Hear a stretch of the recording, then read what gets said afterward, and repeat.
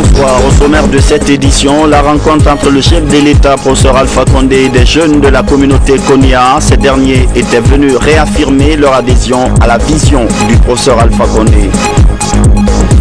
La rencontre aussi du Premier ministre avec les membres de l'Agence nationale de microfinance. Mohamed Saïd Fofana est allé aux nouvelles sur où on en est dans la répartition des fonds alloués aux jeunes et femmes par le chef de l'État, professeur Alpha Condé. À suivre aussi les échos de la célébration en Guinée de la journée mondiale de lutte contre la drogue. Pour faire honneur à cette journée, une grande quantité de cannabis, d'héroïne et de cocaïne a été incinérée. Voilà pour le titre. Madame, monsieur, bonsoir. Tout d'abord, ce message à départ du président de la République, professeur Alpha Condé, adressé à son Altesse Cheikh Tamim Ben Hamad Al Thani, émir de l'État du Qatar. Altesse, le choix porté sur votre Altesse pour diriger les destinées du Qatar m'offre l'agréable plaisir de vous adresser mes sincères félicitations auxquelles je joins celles du peuple et du gouvernement guinéen. Cette haute marque de confiance placée en votre Altesse par votre père, son Altesse Cheikh Ahmad Ben Khalifa Al Thani, plus qu'un défi à relever, est la manifestation tangible de la volonté d'édification d'un Qatar entièrement tourné vers le progrès dans la solidarité. Je voudrais saisir cette opportunité pour vous réitérer ma ferme détermination ainsi que celle de mon gouvernement à contribuer au raffermissement des relations d'amitié, de solidarité et de coopération existant entre l'État du Qatar et la République de Guinée. Je vous prie d'agréer, Altesse, les vœux de vigoureuse santé que je formule pour vous personnellement ainsi que ceux de succès dans l'exercice de vos délicates fonctions. Très haute considération. Conakry, le 25 juin 2013, signé professeur Alpha Condé, président de la République, chef de l'État. La session ordinaire du Conseil des ministres s'est tenue jeudi. Plusieurs questions d'intérêt étaient au menu des débats. Le Conseil, en prévision du mois saint de Ramadan, a annoncé quelques mesures. Le point avec Mohamed Lamine Souma, suivi du compte-rendu du porte-parole du gouvernement, M. Damanta Albert Camara.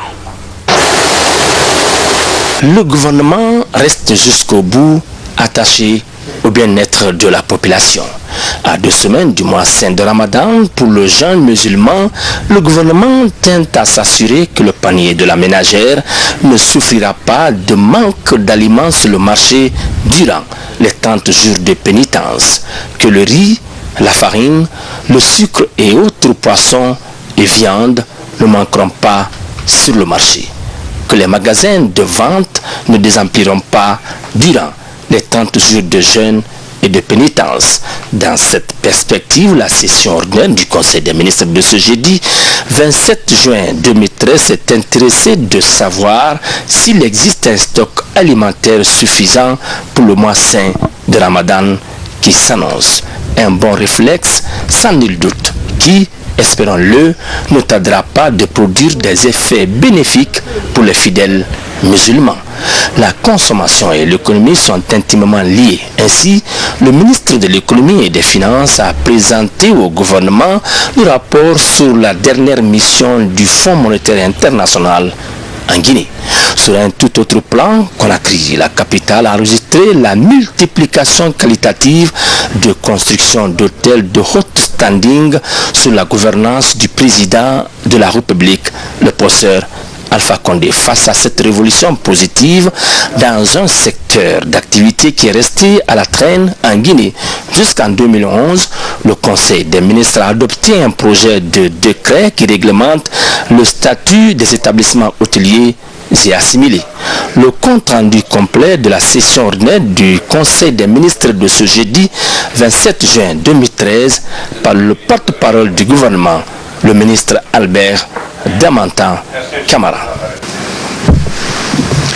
Bonsoir. La session ordinaire du Conseil des ministres s'est tenue ce jeudi 27 juin 2013 de 10h à 12h15 sous la haute présidence de son Excellence le professeur Alpha Condé, président de la République, autour de l'ordre du jour suivant. 1. Message de Monsieur le Président de la République. 2. Compte rendu des sessions ordinaires du Conseil interministériel tenues les 10, 17, 20 et 24 juin 2013. 3. Décisions. 4. Divers. Au titre du premier point de l'ordre du jour, le président de la République a demandé au gouvernement de prendre les mesures nécessaires pour s'assurer de la disponibilité de stocks de denrées alimentaires de première nécessité pendant le mois de Ramadan et de veiller à la stabilité des prix à la consommation durant la même période. Le chef de l'État a ensuite invité le gouvernement à rendre disponibles dans les meilleurs délais les intrants nécessaires à la campagne agricole au niveau du monde paysan. Au titre du deuxième point de l'ordre du jour, M. le Premier ministre a fait un compte-rendu détaillé des sessions ordinaires du Conseil interministériel tenues les 10, 17, 20 et 24 juin 2013, ainsi que suit. Pour la session du 10 juin, au titre de l'examen de textes, le ministre en charge de la jeunesse, de l'emploi jeune et des sports a soumis en deuxième lecture le projet de décret portant statut de l'Agence guinéenne d'exécution des travaux d'intérêt public pour l'emploi, AGETIP. À l'issue de son examen, le Conseil a renvoyé le dossier en réunion de concertation interministérielle pour amendement. Au titre des communications, le ministre en charge de l'environnement a présenté un projet de transformation de déchets en compost et autres sous-produits valorisables. Ce projet vise à résoudre la problématique du traitement des déchets ménagers à l'intérieur du pays. Il permet à travers un procédé breveté de stabiliser la matière organique des ordures ménagères et, à la fin du processus, d'obtenir du combustible capable de produire de l'énergie. Le Conseil a invité le ministre à poursuivre sa concertation avec la société concernée par le projet et à rendre compte lors d'une prochaine session. Le ministre a ensuite soumis un projet de bail amphithéotique portant sur une partie de la réserve de faune de Cancan au profit d'un promoteur privé, Diwazi SARL. Ce bail est destiné à assurer une meilleure protection de la faune de la réserve et à y réaliser des activités de découverte et d'appui au développement local participatif. Le Conseil a retenu un examen approfondi du projet et de ses implications juridiques. Au titre des comptes rendus, le ministre d'État chargé de la Justice, garde des Sceaux, a présenté les conclusions de la commission interministérielle chargée d'examiner le rapport synthèse des travaux de réforme du climat des affaires en Guinée, Doing Business. Le ministre a présenté le niveau d'exécution des mesures d'amélioration du climat des affaires. Le Conseil a jugé satisfaisant la réalisation des dites mesures et a demandé à la Commission d'élaborer le rapport du gouvernement à transmettre aux institutions concernées. Le ministre de l'Urbanisme, de l'Habitat et de la Construction a rendu compte des mesures conservatoires concernant la zone de Kiroti dans la commune de Ratoma. Le Conseil a invité le ministre à tenir une réunion de concertation en relation avec le ministre de l'Administration du Territoire et de la Décentralisation, avec le gouverneur et les élus de la zone pour envisager les mesures appropriées. Le ministre a ensuite présenté le niveau d'avancement des travaux de construction du sanctuaire marial de Bofa. Il a fait remarquer la mauvaise gestion du projet, se traduisant notamment par le dépassement du budget initial. Le Conseil a demandé la tenue d'une réunion de tous les acteurs du projet sous la présidence de M. le Premier ministre. Le ministre a enfin exposé un rapport sur l'occupation du site de Teminetaï en rapport avec la construction du Chain Hotel. Pour la session du 17 juin, au titre des comptes rendus, le ministre des Postes, des Télécommunications et des Nouvelles Technologies de l'Information et de la Communication a présenté le processus de relance de la Sotelgui. Le Conseil a renvoyé le dossier pour étude approfondie avec la participation de l'agent judiciaire de l'État et de tous les acteurs concernés par la mise en œuvre du processus. Au titre des communications, le ministre de l'Administration du Territoire et de la Décentralisation a présenté l'état des lieux des structures décentralisées de l'administration. Il a exposé les contraintes et difficultés auxquelles l'administration territoriale se trouve confrontée et les solutions envisageables pour l'amélioration de son fonctionnement. Il a notamment évoqué le manque de moyens tels que les équipements et le matériel, ainsi que les locaux de travail, l'insuffisance des crédits et la faible capacité de certains administrateurs. Il a également relevé la problématique des relations entre les administrateurs territoriaux et les chefs coutumiers. Le Conseil a souhaité une analyse profonde devant aboutir à des mesures d'amélioration du fonctionnement des dites structures. Au titre de l'examen des textes, le ministre de l'Hôtellerie, du Tourisme et de l'Artisanat a soumis en deuxième lecture un projet de décret portant réglementation des établissements hôteliers, de restauration et de loisirs en République de Guinée. Pour la session extraordinaire du jeudi 20 juin, au titre des comptes rendus, le ministre en charge de la jeunesse, de l'emploi jeune et des sports a présenté le compte-rendu de la réunion de concertation interministérielle d'examen du projet de décret portant statut de l'Agence guinéenne d'exécution des travaux d'intérêt public pour l'emploi, AGETIP. Le Conseil a constaté que les travaux ont permis d'intégrer les observations de forme et de fond de la session du 10 juin 2013. Il a recommandé la mise en forme juridique de la dernière mouture et la transmission du projet de décret par le secrétaire général du gouvernement pour signature de M. le Président de la République. Au titre des communications, le ministre de l'Urbanisme, de l'Habitat et de la Construction a présenté un projet de mise en place d'une banque de l'habitat. Le ministre a précisé que cette banque pourrait servir d'instrument de mise en œuvre de la politique d'aménagement du territoire et de l'habitat. Pour la session du 24 juin, au titre des comptes rendus, le ministre d'État chargé de l'économie et des finances a présenté le compte-rendu relatif à la mission du Fonds monétaire international portant sur la revue du budget 2013. Le ministre a rappelé que suite au passage réussi de la Guinée au conseil d'administration du Fonds monétaire international le 20 mai dernier, une mission de cette institution a séjourné à Conakry du 29 mai au 9 juin 2013. Il a précisé que la mission a conclu que la plupart des cibles quantitatives et des repères structurels du programme 2012-2014 ont été respectés à la fin du mois de mai 2013. Cependant, il a également fait état des difficultés d'ordre conjoncturel qui constituent une menace à la stabilité de la situation macroéconomique. Le ministre a proposé des mesures correctives au niveau des recettes et des dépenses publiques pour le maintien du niveau de croissance. Au titre des communications, le ministre de la Pêche et de l'Aquaculture a présenté une communication relative au programme d'appui à la sécurité alimentaire. Volet approvisionnement des populations en produits halieutiques au mois de Ramadan 2013. Ce programme, financé par une subvention de l'État, servira à l'achat de 500 tonnes de poissons, au stockage, à la conservation et à la distribution de cette denrée. L'objectif visé est de renforcer la disponibilité du poisson sur le marché local et en faciliter l'accès par les populations. À l'issue des débats enrichissants sur les différentes questions suscitées, le Conseil a décidé ce qui suit. 1. Le Conseil approuve le projet de décret portant réglementation des établissements hôteliers, de restauration et de loisirs en République de Guinée. 2. Le Conseil demande la mise en place d'un comité de pilotage comprenant les ministères en charge de l'habitat, des finances, de la justice, du plan, du budget et la Banque centrale pour approfondir au préalable l'analyse du projet de banque de l'habitat et soumettre un rapport à la prochaine session du Conseil interministériel.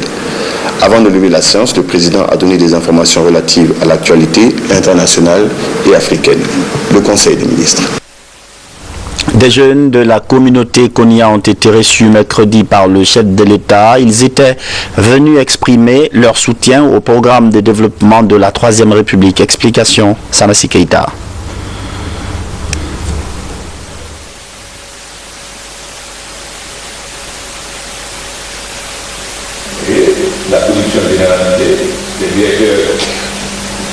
L'objectif fondamental de l'ADESO, Association pour le développement économique et social, est de fédérer toute la jeunesse guinéenne autour des idéaux de paix, d'unité nationale et de progrès socio-économique si chers au professeur président Alpha Condé.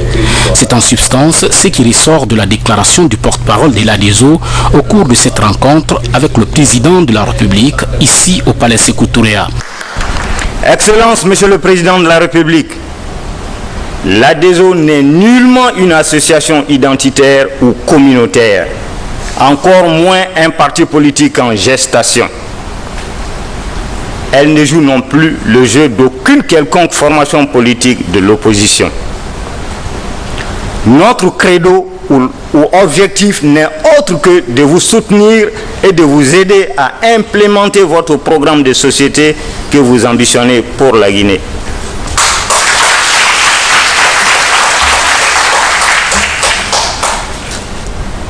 qu'il nous soit permis de vous rappeler que lorsque le Konyanké dit pour une cause à Diassa, il la défend bec et ongle, parfois même au prix du sang. Aujourd'hui, la jeunesse de Konya, sous l'égide de la coordination nationale de Konya et à travers l'ADESO, vous déclare solennellement Alpha Condé Ko à Diassa.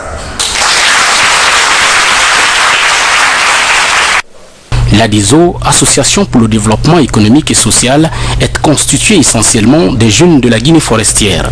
Aujourd'hui, son objectif est de mobiliser toute la jeunesse guinéenne autour de ses idéaux pour jouer sa partition dans la construction du tissu social de la Guinée. Une vision très appréciée par le chef de l'État qui appelle ces jeunes à se mobiliser davantage en faveur de l'instauration du climat social entre les filles et fils du pays. Il faut que vous voyez l'intérêt de la Guinée. Il ne faut pas dire « Ah, allons aux élections sans ces gens-là ». Nous avons intérêt que le pays soit calme. Parce que quand le pays est calme, les investisseurs viennent et nous allons de l'avant. Quand il y a un peu de pagaille, les gens ne viennent pas. Donc il vaut mieux retarder les élections, accepter un compromis pour que tout le monde vienne aux élections, transparent, pour qu'on ait des élections qui nous permettent de sortir de la transition et que plus personne n'ait la possibilité de faire la pagaille dans les rues. Donc il faut que vous compreniez bien cela, parce que beaucoup d'entre vous disent « Ah non, si on recule la date, non, on ne va pas voter ». Mais on ne vote pas pour voter. On vote pour que la Guinée aille de l'avant. Donc tout ce qui peut permettre à la Guinée d'aller de l'avant, retarder les élections 1 mois, 2 mois, 3 mois, c'est moins important que d'avoir de la pagaille dans les rues. Donc si reporter les élections nous permet que tout le monde vienne aux élections, c'est beaucoup mieux pour l'avenir du pays. Voilà donc ce que je voulais vous expliquer, que vous devez expliquer aux populations. Des messages de paix et d'union du président de la République entre les Guinéens pour construire à l'unisson une Guinée unie et forte. C'est sur ces notes de conseil du professeur Alpha Condé que les jeunes de l'ADESO et les responsables de la communauté Konya sont rentrés satisfaits du palais Sékou Touré, avec l'espoir de voir la Guinée suivre le chemin du développement tant souhaité. Je vous le disais en titre, le Premier ministre Mohamed Saïd Fofana s'est entretenu jeudi avec des membres de l'Agence nationale de la microfinance. L'entretien a porté sur l'état des lieux de la répartition des fonds alloués par le président de la République. Ces fonds, vous le savez, doivent servir à financer certains projets des jeunes et groupements féminins. Le compte rendu de Yaya Silla. Le fonds de l'Agence nationale de la microfinance et ses partenaires devant le Premier ministre et chef du gouvernement. Mohamed Saïd Fofana veut s'assurer de la bonne gestion des 130 milliards de francs guinéens octroyés par le chef de l'État, professeur Alpha Condé, aux femmes et aux jeunes. Les échanges ont porté sur la disponibilité et la disparité des montants dans les différentes préfectures et le volet information et formation ainsi que le mécanisme de financement des activités spécifiques des femmes et des jeunes. Pour le Premier ministre, chef du gouvernement, le fonds doit être disponible dans les institutions de la microfinance et dans les 33 préfectures du pays. Lors de la prochaine rencontre, compte rendu ne soit fait ici, que toutes les préfectures ont reçu effectivement les montants qui ont été proposés par le chef. S'il y a des difficultés, il faut les reporter au ministre pour que des mesures correctives soient prises. Maintenant, la distribution, comme le dit le gouverneur, n'est-ce pas, il peut y avoir des problèmes. Ce sont ces problèmes qu'on est en train d'examiner. La communication, la formation, pour que l'accessibilité soit facilitée. Si on me dit, oui, le fonds est à l'abbé, les 1 milliard sont à l'abbé, déjà politiquement, le gouvernement a tenu parole. Le chef d'État a rempli ses engagements. Maintenant, si on me dit que les milliards là, sur les milliards, on n'a pu distribuer que 200, ça, il y a des explications qui sont justifiées à votre niveau. Alors, il faut que les fonds quittent Conakry et se mettent, n'est-ce pas, et soient transférés au niveau des jeux. Donc, c'est notre première préoccupation. Maintenant, la deuxième, pour résoudre ça, il y a toute une série, n'est-ce pas, de problèmes qu'il faut résoudre. Nous avons commencé par l'information. Ce plan, les institutions de microfinance ont été loyales vis-à-vis des objectifs qui leur ont été assignés. J'insiste, il faut que ces montants soient transférés conformément aux engagements que le gouvernement a pris aux femmes. Et nous avons relayé sur le terrain chaque fois que nous passons dans une préfecture. Je l'ai dit partout, vous allez vérifier, vous le verrez, 1 milliard tomberont ici ou 500 millions en fonction de ce que le conseil d'administration. Je souhaite d'abord que l'on montre que ces 500 millions, 1 million ont été transférés. À ce jour, 23 milliards ont été distribués par les institutions de la microfinance sur un montant de 24 milliards. Monsieur le Premier ministre, si on laisse la rigueur technique de côté, sous prétexte que nous avons des préoccupations politiques, l'expérience sera sans lendemain. Et c'est avec beaucoup de respect pour les agents des IMF qui sont sur le terrain que je dis cela. Nous voulons demander à ces messieurs d'être aussi rigoureux qu'ils ont l'habitude de l'être. De rendre compte de l'action en cours, semaine par semaine, au moins au niveau des IMF. Au niveau de la direction générale, chaque 15 jours. Que le conseil d'administration soit informé chaque 3 semaines et que les autorités gouvernementales, à travers les représentants du conseil d'administration, au moins une fois par mois. Le fonds de l'Agence nationale de microfinance est un fonds revolving, c'est-à-dire remboursable avec un faible taux d'intérêt. C'est une volonté politique du chef de l'État qui entend aider les groupes vulnérables qui sont les jeunes et les femmes. Dans la foulée, il faut dire que l'heure est à l'évaluation par rapport à ces fonds dont le Premier ministre, chef du gouvernement, parlait tout à l'heure. Une évaluation pour mesurer les problèmes que rencontrent les bénéficiaires dans l'utilisation de ces fonds. Makale Souma. Elles sont toutes vendeuses de riz et ce dossier est celui qu'elles sont venues soumettre à Amiyara, une institution de microfinance pour l'obtention du fonds octroyé aux femmes et aux jeunes du pays par le président Alpha Condé. Si on gagne ce prêt, on va faire du commerce à une plus grande échelle et faire le remboursement. Tous les jours, des femmes qui viennent nous voir pour l'argent là, pour le crédit. Quand elles viennent, on leur explique comment elles peuvent prendre l'argent et rembourser sans avoir de problèmes. La gestion des 130 milliards de francs guinéens a été confiée à l'Agence nationale de la microfinance, ANAFIM, qui à son tour travaille avec les institutions de microfinance pour l'octroi des prêts.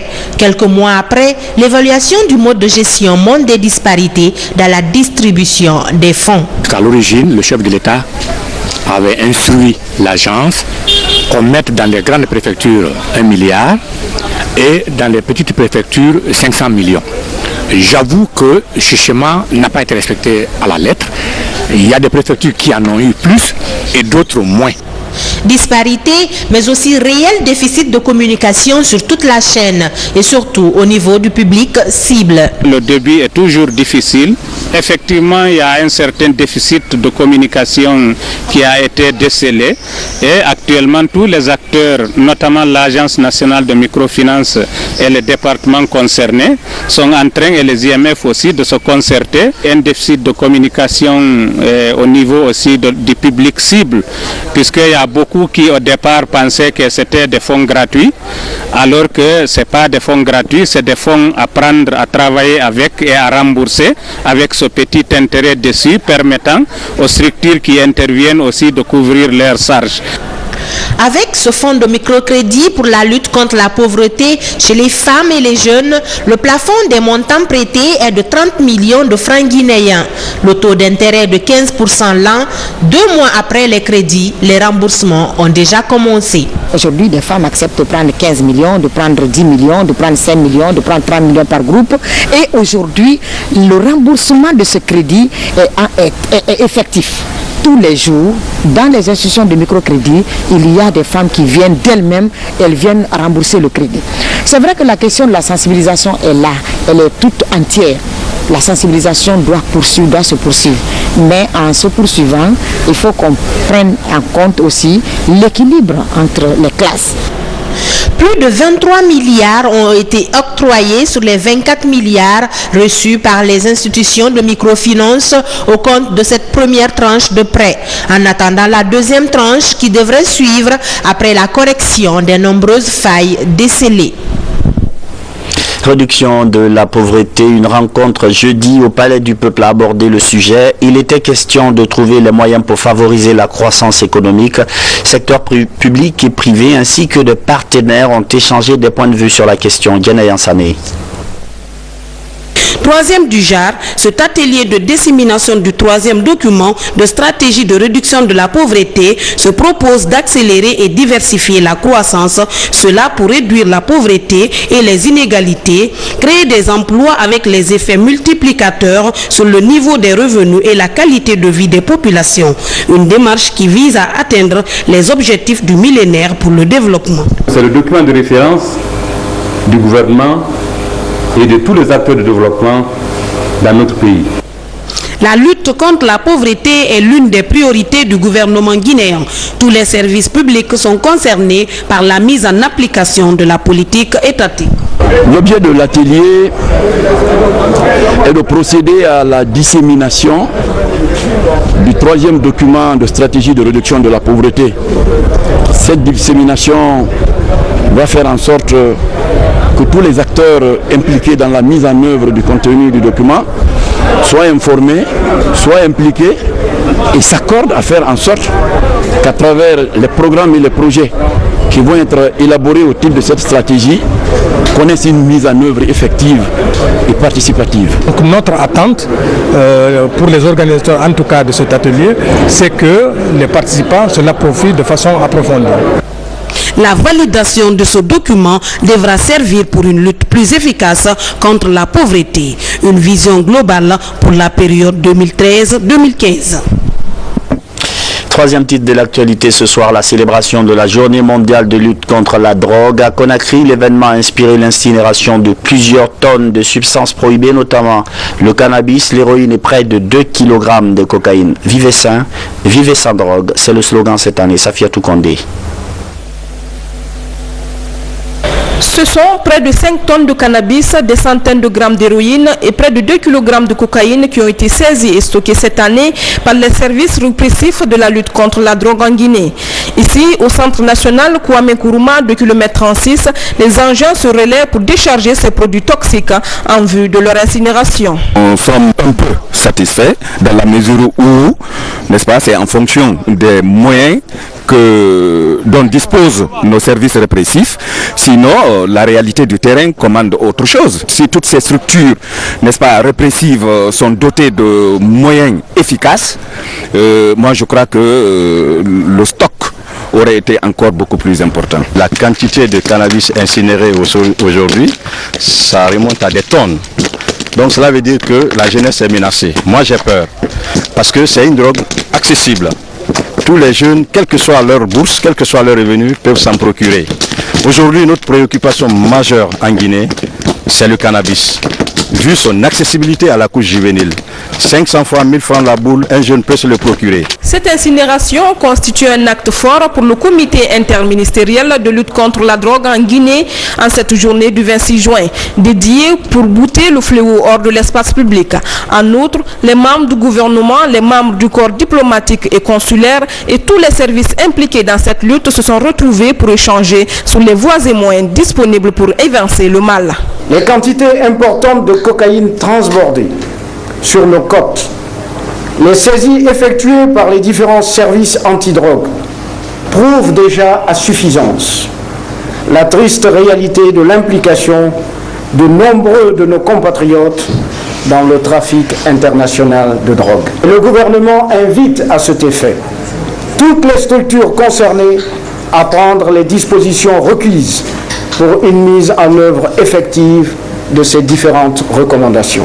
Les services répressifs ont toujours intervenu en rang dispersé dans la lutte contre la drogue. Désormais, une synergie d'action est créée entre tous les services de défense et de sécurité qui ont élaboré les 21 et 29 mai dernier un plan d'action opérationnel sur toute l'étendue du territoire national.